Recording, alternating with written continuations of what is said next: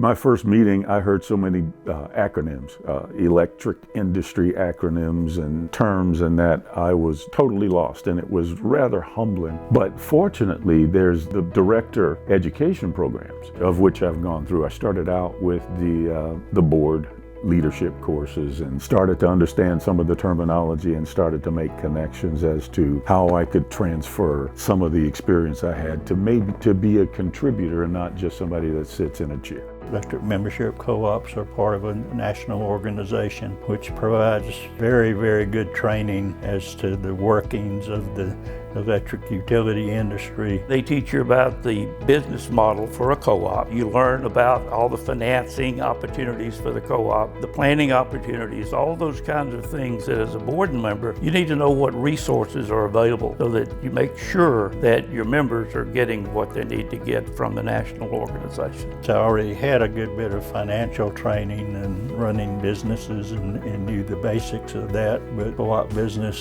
a little bit different how they do their financing and loans and how to learn what that is and what the differences are and how to read financial reports and know what they mean. When you start looking at budgets where you've got 6 and 9 zeros behind numbers, that's a big, big deal. When you start looking at the principles are all the same. If you're looking at your home budget and you're looking at your budget of your MC, the principles are the same.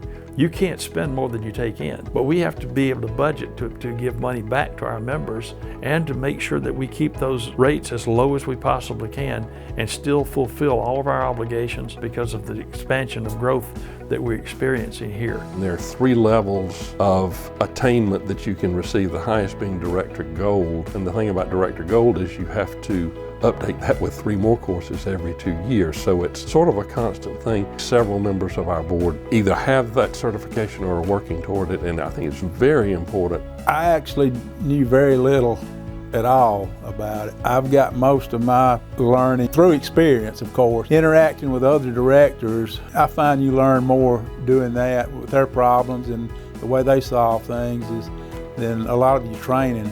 But the board meeting is where I gain most of my experience and knowledge, and that's because of our employees. You learn a lot dealing with the staff and hearing presentations and things like that at our board meetings. And one of the most beneficial things to me is talking about issues facing us with other directors in other co-ops in Georgia and outside Georgia, because a lot of them have experienced things that we hadn't yet experienced.